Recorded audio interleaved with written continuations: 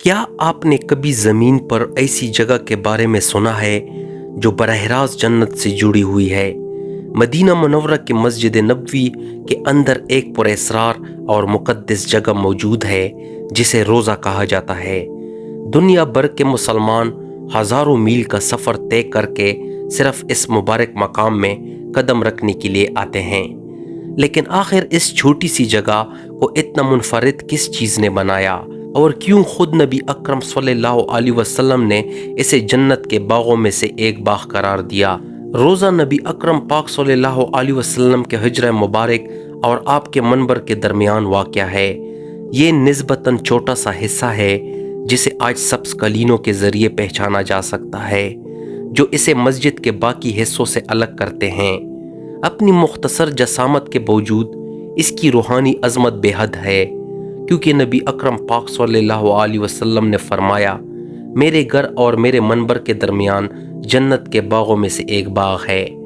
رسول اللہ صلی اللہ علیہ وسلم کا یہ فرمان کوئی استعارہ یا علامت نہیں ہے، یہ حقیقت ہے جس کی گواہی آپ صلی اللہ علیہ وسلم کے الفاظ خود دیتے ہیں۔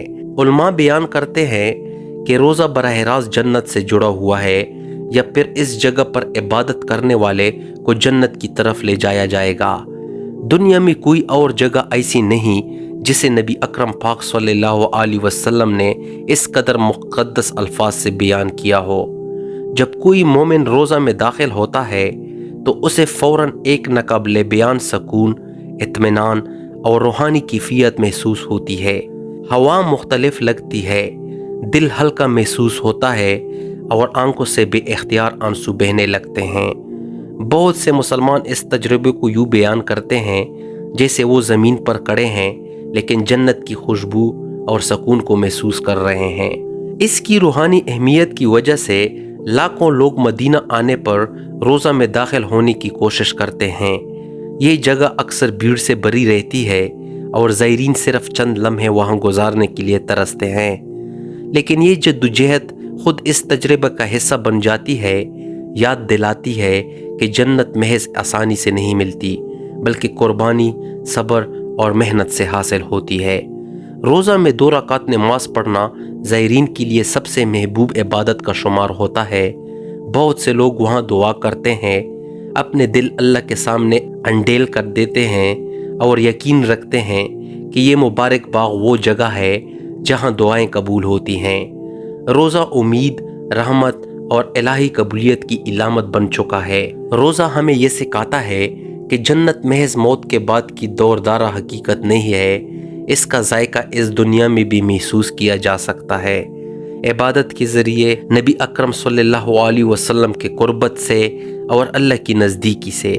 یہ چھوٹی سی جگہ اہل ایمان کی دنیاوی زندگی اور جنت کی ابدی نعمت کے درمیان تعلق کی علامت ہے۔ یہ ہمیں یاد دلاتی ہے کہ جنت کا راستہ یہیں سے شروع ہوتا ہے، ہماری عبادت اور اللہ اور اس کے رسول پاک صلی اللہ علیہ وسلم سے محبت کے ذریعے۔ روضہ کا راز صرف اس مسجد نبوی کے اندر موجودگی نہیں ہے، بلکہ اس کی ابدی پیغام ہے۔ یہ ہمیں بتاتا ہے کہ جنت حقیقت ہے، کہ نبی پاک صلی اللہ علیہ وسلم کی قربت ناقابل تصور عزت ہے، اور کہ اللہ نے ہمیں اس دنیا میں ہی غیب کی جھلکیاں عطا فرمائی ہے۔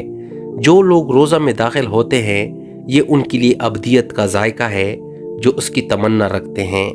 یہ ان کے لیے امید کا وعدہ ہے، اور ہر مومن کے لیے یہ یاد دہانی ہے کہ جنت ان لوگوں کی منتظر ہے جو خلوص دل سے اللہ کی رضا کے لیے کوشش کرتے ہیں۔